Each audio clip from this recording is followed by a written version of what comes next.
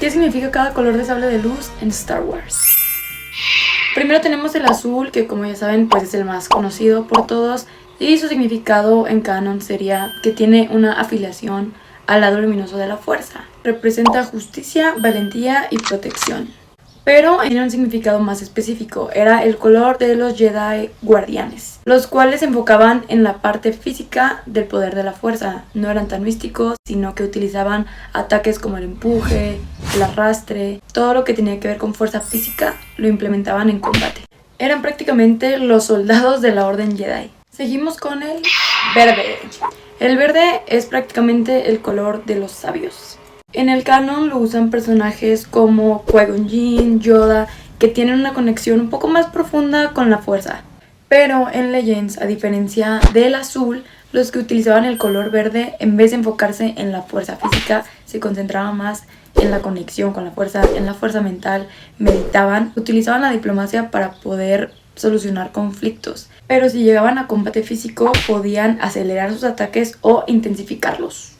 Los usuarios de este color son más estrategas y sanadores, pero saben exactamente cuándo hay que pelear y cuándo no. Y seguimos con el rojo. En el canon, los Kyber Crystal de color rojo no existen de manera natural, sino que los Sith tienen que corromper dicho cristal con toda su ira, su dolor, para que de alguna manera sangre el cristal y se vuelva de color rojo.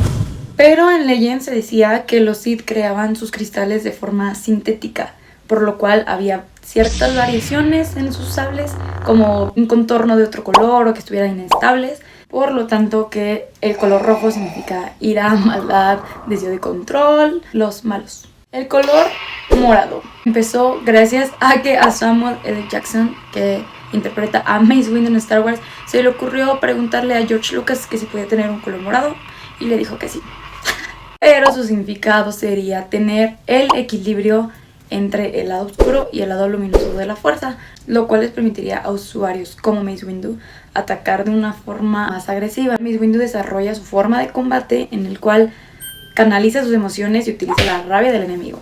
Tenemos el color blanco. Los Kyber blancos podría decirse que se crean al contrario de los Kyber rojos. En vez de concentrar la ira y hacerlos sangrar, acá sería hacerlos purificar hasta llegar a este tono color blanco. Un ejemplo sería Ahsoka Tano después de la Orden 66, cuando toma los cristales corrompidos de un inquisidor. Es ahí cuando la podemos ver con sus lightsabers blancos. El blanco representa la independencia, ya que vemos que Ahsoka ya no es una Jedi, pero tampoco está del lado oscuro de la fuerza. El amarillo. El color amarillo se considera de cierta manera sagrado, ya que lo portaban los guardias del templo Jedi. Estos guardias eran personajes misteriosos que no utilizaban sus emociones, no utilizaban una identidad, simplemente se ocupaban del deber y de la lealtad a la protección de los conocimientos de los Jedi.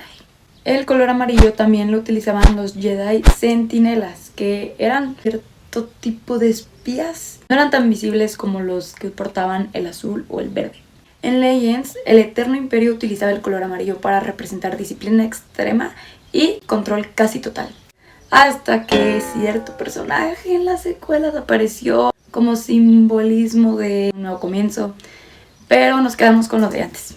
Tenemos el color negro, que el más famoso sería el Darksaber, que podemos ver en The Mandalorian o en Rebels, el cual fue creado por Tarre Vizsla, que fue el primer mandaloriano y también fue un Jedi, pero esa es otra historia. Sí, es un símbolo de la cultura mandaloriana, lo cual significa para ellos un crecimiento personal en la guerra y en los conflictos. Pero por otro lado, en Legends sí existen los lightsabers de color negro. Algunos fueron creados por el virus Blackwing, pero si jugaste Force Unleashed también puedes tener un lightsaber de color negro. Daban diferentes alteraciones, por lo cual una de ellas era el negro.